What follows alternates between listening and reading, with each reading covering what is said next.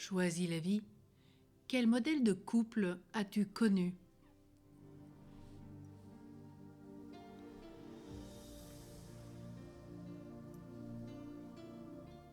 Certains se réalisent dans une vie à deux.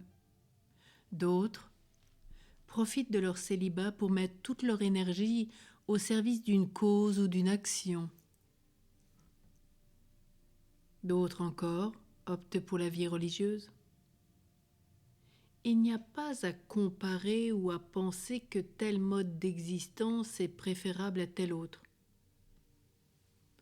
L'important, c'est de le choisir librement, en fonction de ce que l'on est vraiment, et non par pression, fuite ou aigreur liée à des blessures. Si tu désires entamer une vie de couple, il est nécessaire que tu prennes conscience des modèles que tu as connus à travers tes parents, tes proches, tes amis. As-tu fréquenté des personnes qui s'entendaient, qui parlaient le même langage, qui partageaient les mêmes valeurs, qui savaient exprimer leur amour, écouter, dialoguer? Ou bien as-tu rencontré des êtres trop différents, trop éloignés de leurs préoccupations, leur rythme, leurs attentes? Tout cela a créé en toi des références auxquelles, sans t'en rendre compte, tu te reportes et qui te donnent une vision positive ou négative du couple. Si tant de ménages se brisent, c'est souvent parce qu'il existe entre l'homme et la femme une faille originelle liée à la perception que dans leur enfance ou dans leur adolescence, ils ont eu de couple. De cela, il reste profondément inscrit en eux des images, des croyances du type « il est impossible d'aimer quelqu'un toute sa vie. On est trop différents. Le quotidien abîme la relation. »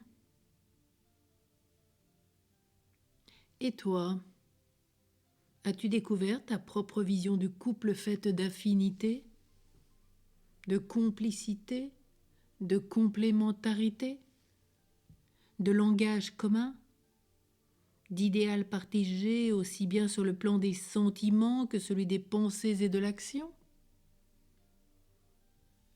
Le couple demeure une alchimie complexe, un alliage équilibré, de ressemblances favorables à l'harmonie et de différences propices à l'enrichissement. Il demande par ailleurs compréhension et pardon pour utiliser positivement ces différences. Aujourd'hui, réfléchis aux unions que tu as connues, aux leçons que tu en as tirées, aux scénarios que cela a engendrés en toi.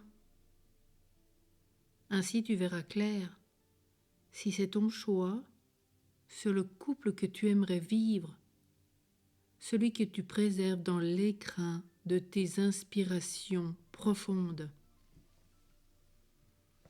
Et peut-être peut t'aider dans ta vie de couple ou dans ce que tu désirerais si tu es célibataire.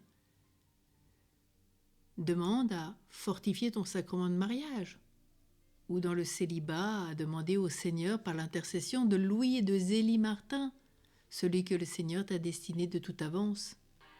Et c'est pourquoi ce matin nous pouvons prier aujourd'hui ensemble Louis et Zélie. Vous qui êtes dans cette vie de couple et de parents, avez donné le témoignage d'une vie chrétienne exemplaire en mettant Dieu à la première place.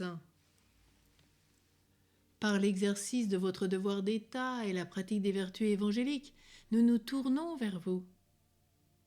Aidez-nous à avoir une confiance inébranlable en Dieu et à nous abandonner à sa volonté, comme vous l'avez fait à travers les joies, mais aussi les épreuves, les deuils, les souffrances dont votre vie a été jalonnée. Aidez-nous à aimer Dieu de tout notre cœur, à persévérer dans nos difficultés quotidiennes et à demeurer dans la joie et l'espérance que nous donne une foi vivante dans le Christ. intercédez pour nous afin que nous obtenions les grâces dont nous avons besoin aujourd'hui et tous les jours de notre vie. Qu'il en soit ainsi. Que Saint Louis et Zélie Martin nous accompagnent. Amen.